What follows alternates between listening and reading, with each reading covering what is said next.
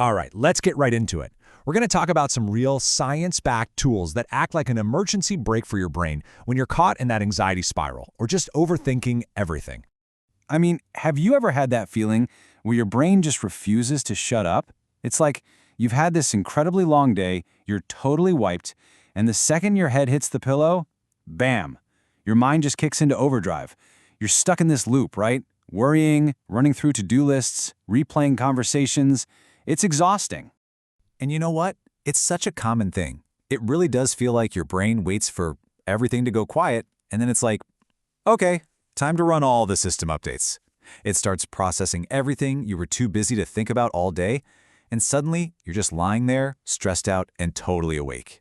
So, here's what we're going to cover. First, we'll look at why that just calm down advice is so useless. Then, we'll get into your body's secret weapon for finding real calm. After that, I'm going to give you a toolkit with 3 powerful techniques you can use anywhere. And finally, we'll talk about how all this helps you take back control. All right, section 1. Let's talk about the just calm down trap. Seriously, why does fighting your brain always seem to fail?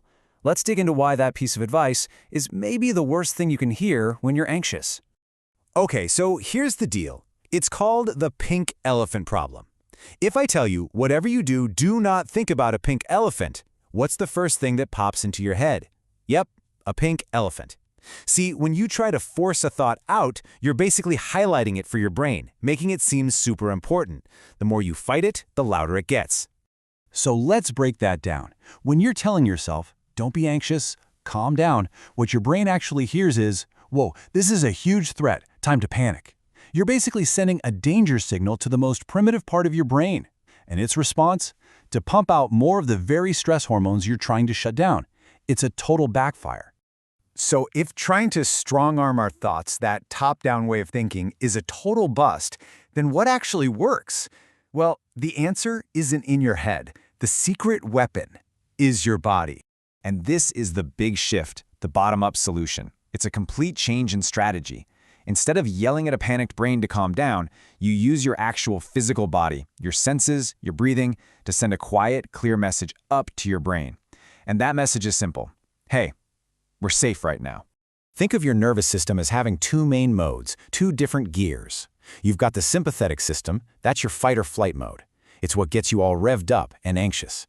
Then you have the parasympathetic system, that's your rest and digest mode. That's the calm one. Our whole goal here is to learn how to manually shift from that high alert gear down into the calm, rest and digest gear.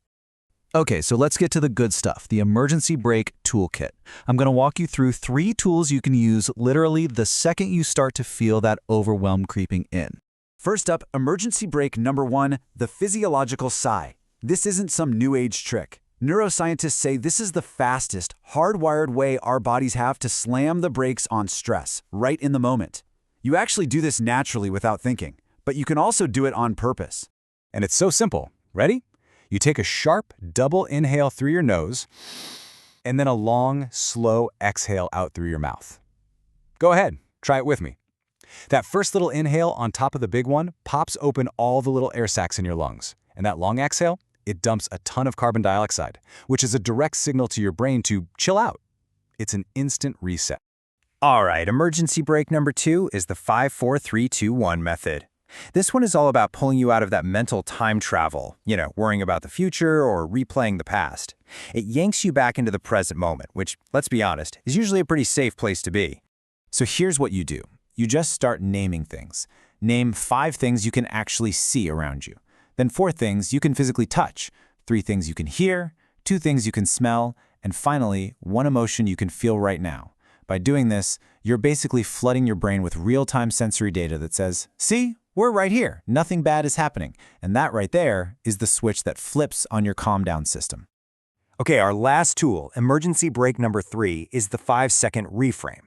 Now this one's a little different. It's not just about calming fear down, it's about transforming its energy into something you can actually use. It's based on this incredible insight from Mel Robbins. Fear and excitement are the exact same physical state in your body. The only difference is what your brain calls it. Think about it. Heart racing, palm sweating, butterflies in your stomach, that could be stage fright, or it could be the thrill of a roller coaster. The physical feeling is identical. So here's how you do it. The moment you feel that fear, you count down. 5, 4, 3, 2, 1. That countdown interrupts the panic loop in your brain. Then you stick in an anchor thought. Think of something exciting about what's about to happen. And then you say it out loud. I am excited. You are literally retraining your brain to label that physical feeling as excitement instead of fear. So, where does this leave us? What's the big picture here? It's about taking back control. It's about shifting your entire relationship with these tough emotions. You stop fighting a war against your brain and start working with your body. Look, the big takeaway is this. You don't have to get rid of the anxious feelings. That's not the goal. The goal is to manage the physical response. When you use your body as a tool to signal safety, you create this little bit of space. And in that space, you can shift from just reacting to fear to actually choosing your next move. And that's why this is such a game changer. I love this quote. If rejection scares you, staying stuck should terrify you. Because managing this stuff isn't just about feeling less anxious. It's about making sure that fear doesn't stop you from going for what you want, you know? Whether it's asking for a promotion, trying something new, or just living a bigger life. So yeah, your brain can absolutely be hijacked by these ancient survival instincts. But the question is, are you ready to take back the controls? We've just walked through the user's manual for your own nervous system. You have the tools. You have the emergency brakes. Now it's your turn to get behind the wheel.